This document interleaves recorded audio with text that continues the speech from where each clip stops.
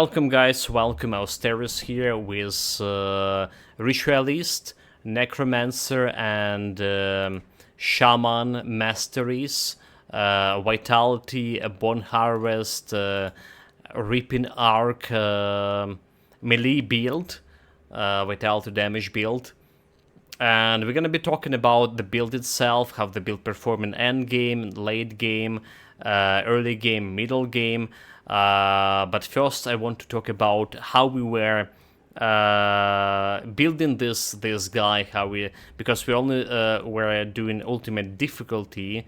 All right, we started level 1 ultimate difficulty, level 5 correction ultimate difficulty, and this is impact on the process of developing the build, and it's impact on the process of all this total deaths over here.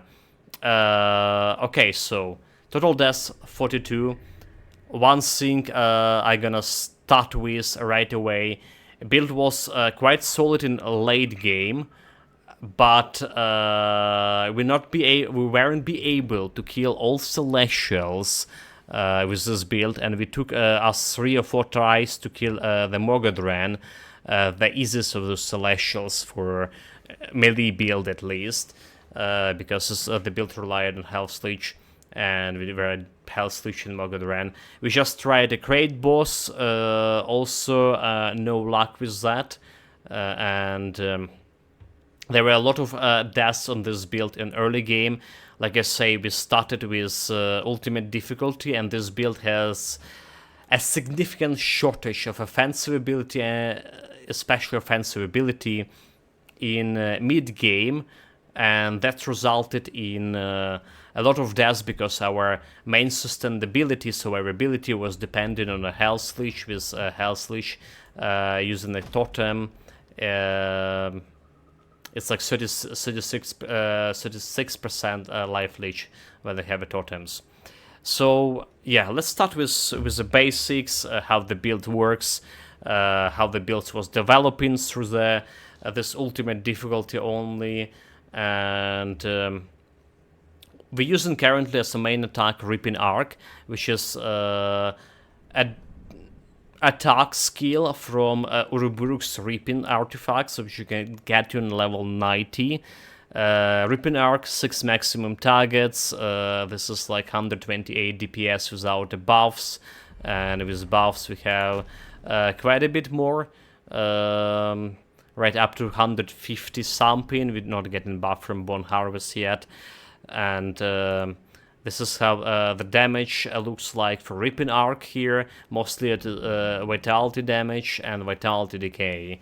Well, Vitality build obviously. So we have a decent Vitality resistance for this build to work. We have minus 55 Vitality resistance on Devouring Swarm, and we have minus Vitality resistance on Wheel of Ratosh, the Constellation skills, minus 25, and minus 10 life leech resistance on that.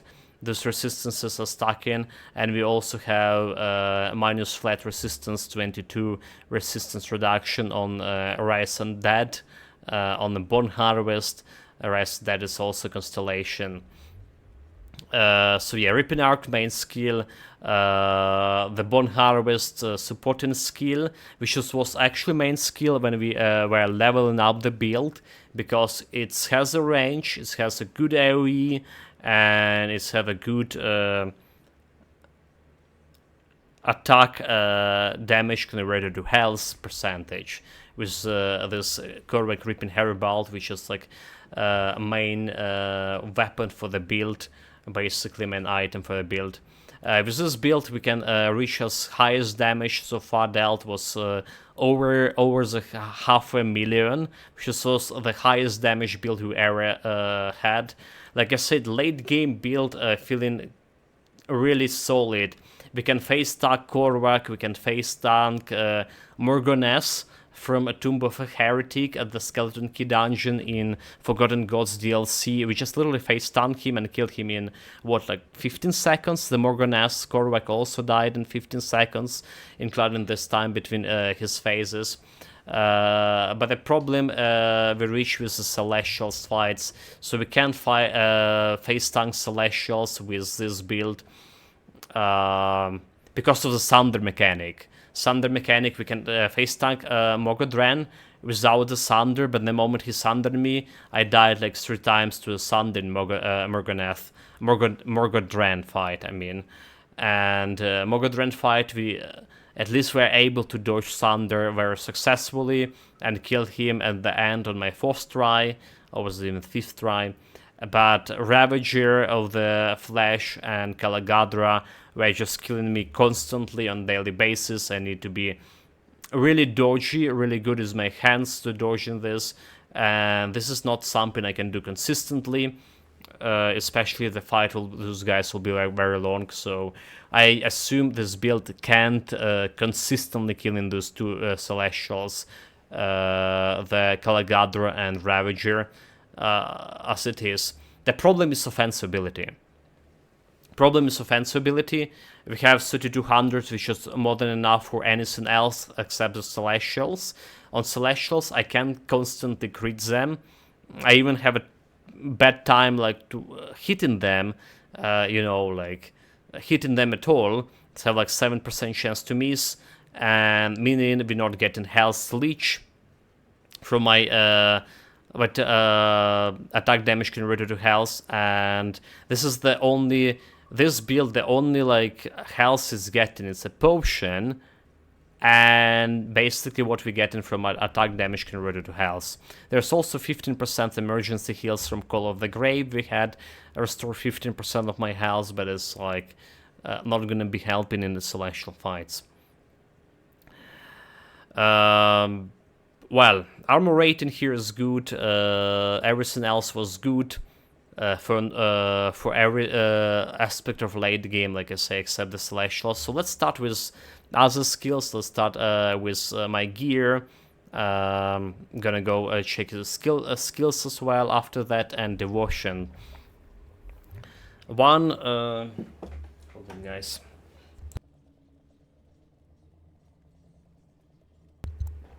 Too much talking. So like I mentioned before, important part for the build, monster infrequent Corwin Reaping Heribelts, and you're getting from Watchers in late part of the Forgotten Gods DLC. This Heribelt we get in Decaying of Decay. I was trying to farm for aggressive of attack, for more offensive ability, but unfortunately it didn't happen. So that's one. It's giving you more weapon Hello, damage. YouTube. My name is Rodriguez. Nice one, Arcadius. So it has more points to Bone Harvest, and it has more weapon damage to Bone Harvest. It especially, like I say, when we level up this build, a Bone Harvest in conjunction with Devouring Swarm to reduce its vitality resistance was a crucial skill. I couldn't like just hit anyone with my melee attacks, and in the mid game we had a very low offensive ability too, so we didn't have a Ripping Arc. So instead of Ripping Arc, we were actually using Savagery plus Tenacity of the Boar for getting this 120 additional offensive ability and some additional 8% physical resistance from Might of the Bear. So that's how you're leveling up before level 90. You're using, instead of Blade Arc, you're getting Savagery, and you're using your Bone Harvest most time of the day for every cleaning. Next item that you need to pay attention to, obviously Ouroboros Ripping. That's like a main attacking skill we're using from this artifact. We also got later on Mystical Strength from Maggots. You can farm it from a beetle inside the giant worm. Giant worm from Forgotten Gods DLC, and it's near the Korvac Sun's Rift, right? This part of the map. You need there's a second seal, or the first seal of Morganeth's tomb inside that giant worm. So that's like you find farming this string of maggots from. It's +1 to necromancer skills, giving you maximum poison resistances, giving you that vitality damage. We did use 3 pieces of Blood Knight armor set here. Again, for more physical resistance, more offensive ability, more vitality damage, and that's what we're getting from Zeus. There's also attack damage converted to health.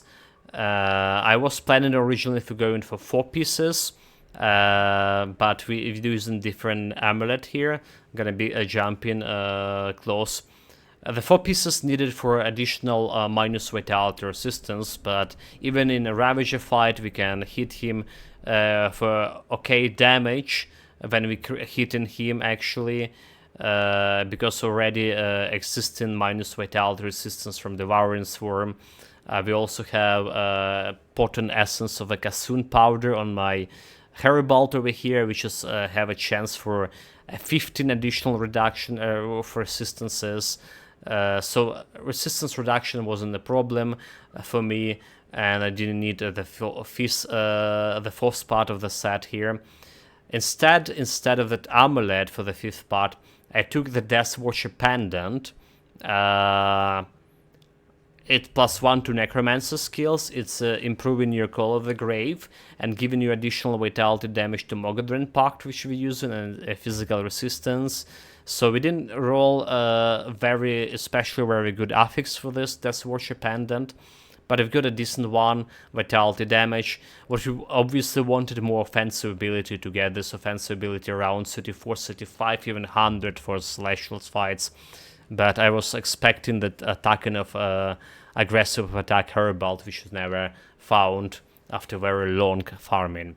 For Ring, we're using a set of Wanton Carnage, alright, for more vitality damage again. And for a medal, Mark of the Forbidden, one of the not so many marks, medals that give you vitality damage, some defensive ability. Boots here is Greaves of Ill Omen. Well, it's for stun resistance, which is 66 stun resistance was enough to face tank and kill the Mogadran. And finally, gloves, we have Rift Wrapper grabs over here for more offensive ability, right? 129. And especially this Wendigo Man's leggings as well. And as a piece of gear that giving me offensive ability 125. So even with this offensive abilities, and we have more offensive abilities from Constellation, we didn't reach the amount we needed. We're also using powders here for offensive ability. Wrath of Wraith Scream. So a Wraith Scream powder you getting from Covenant, on the book Covenant basically. Alright, those revere factions here. Alright, right. I think that was here, is it? Wait, chart, it was okay. Wrath Scream over here. So vitality damage, flat vitality damage, and offensive ability. This is like 225 offensive ability, right from the powders. Still not enough. For my relics, we're using blood gems on all of Javelries. For this additional armor rating 100%, and additional armor and additional defensive ability. We have 2 living armors on my helmets over here, alright, and shoulder pads. We have Kyrian Shatter Souls, which you can farm from Kyrian in 3rd level of Arkovia Ruins, the boss of 3rd level of Arkovia Ruins. He has 35% chance to drop this shards, have like vitality resistance, and giving me 40% vitality damage and attack speed. The build is kind of hard to get in two-handed weapon build, always hard to get at attack speed. With all of this like bonuses, we're only at 152 here, right, and physical resistance we are 32% here as well. What else stats like we haven't mentioned? Yeah, so we have Scales Hide on the pants for that armor rating. We have Spell Scorch Platin over here, which was changed for fighting specifically Mogadran, because I wanted this lightning resistance to get to more than 80%. We get like to 70 or 71 or something over the maximum for Mogadran fight using some powders. And I changed these powders for more vitality resistance to 5 Ravager, because we need over 35 maximum for Ravager. We get another Restless Remains for more attack damage converted to health on my gloves. And that's like all to consider the gear. So another thing for you can get very early on for this build is this Death Watcher Pendant. If you're starting like I do on ultimate difficulty only, you can always jump to Blood Groove Rift on lower difficulties, on normal for example. And this is like there is a merchant, because this pendant over here only drop in if you join this pendant over here only drop in from Death's visual faction if you join the Camelin Chosen faction when you reach the homestead. But because you can join Camelin Chosen if you're playing for Necromancer class, which you obviously do here, the only other way to get this powder is to get into this merchant over here, those guys over here, right? And this you can get to very early on. So this is basically 2 items you would like to gather after level maybe 40 or something. Getting yourself Corvette Ripping Herald from going farming lower difficulties, because like how we using merit to jump on ultimate difficulty, merit unlocking all the portals on lower difficulties, and you can jump back and go directly to the Corvan basin and try to farm the Swordshield for Herald, and the same go to buy this pendant over here. See anything you like? So we have a couple of pendants for us, like you see. Nothing that giving me additional offensive ability, is it? Not at all, but you can get it quite early on, and that's what I would suggest. So we did cover a little bit of how we fighting with this build, right? How we fighting with this build. Let me demonstrate a little bit by jumping on Warden's Laboratory. Then we're gonna talk about skills in general, what we have for this build, and we're gonna talk about Constellation, which is a big part of the build. So right, so most of the attack coming from my Ripping Arc over here. We can buff the build damage with my Bone Harvest, and the Bone Harvest critting so much. So first of all, before Bone Harvest, we're using my Devouring Swarm. Alright, this is reducing enemy resistances if there's anything. Then we Bone Harvest, buffing my Vitality damage, and then we just finishing every sign with Ripping Arc. Occasionally we can put a Totem here, alright, for more health leash if you're fighting some bosses, fighting some elites. Right, there's some elite, buff. We also have in here a Siphon Salt, which I forgot to put back, occasionally for reducing the boss's offensive ability. So basically that's how the build looks like in the wild when we fight and slumping. We're destroying elites, destroying normal enemies, destroying bosses super fast, super easy. That's one good point of the build. So now let's talk about those. Okay, so another weak point about build, we don't have actually any freeze resistance, because I forgot.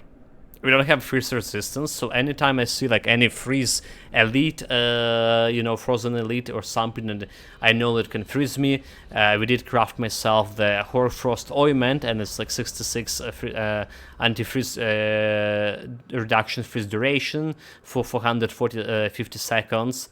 And we also have some ointments like Elixir of the Void to buff my vitality damage even further, but if we need it.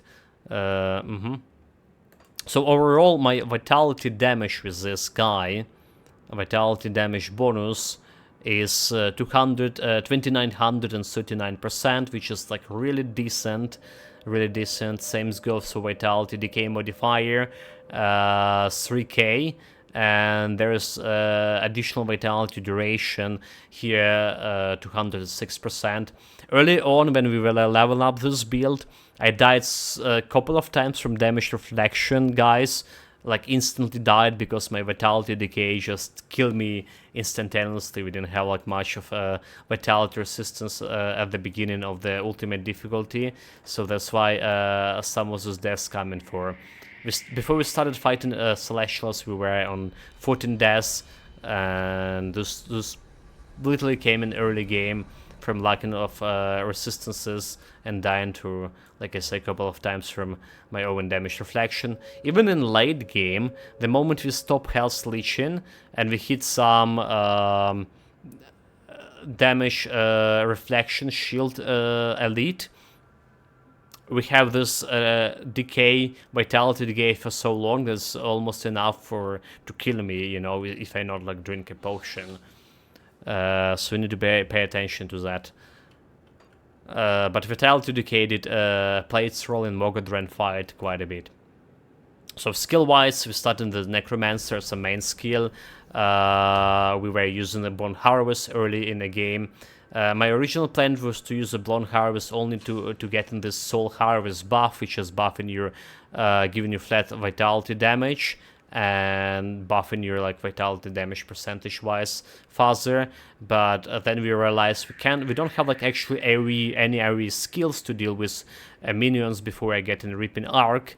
And the Bone Harvest took part of this area skills for cleaning purposes, and were more or less a main skill before level 90. We have a Spectral Binding for offensive ability, well, defensive ability, offensive ability, sorry. We have offensive ability. Here, Spectral Wrath is another source of reduction of enemy vitality resistance, which I just forgot to mention.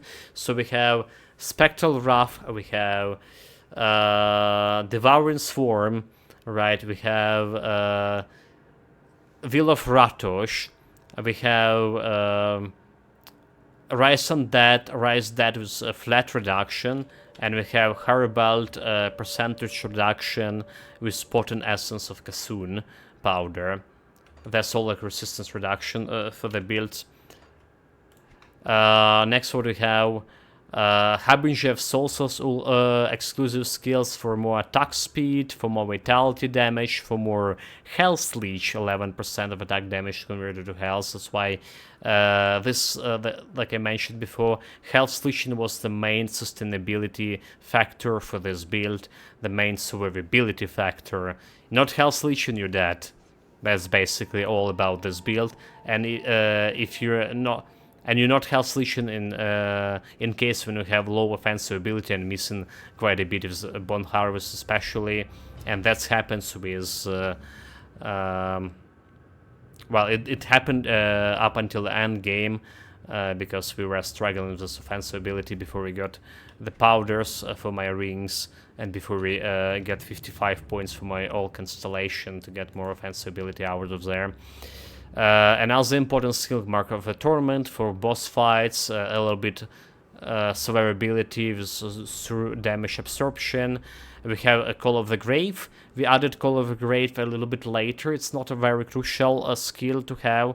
It's getting that additional 50% health restoration due to the buff from the Mark Death Watcher Pendant, right? And it's giving more health, like, you know, the pendant giving it more value to the mark, but this skill you get in like at the late game, more or less. Ill Omen around mid game for reduction enemy damage, right? And this one also unnecessary skill, Blood Boil for reduction enemy offensive ability.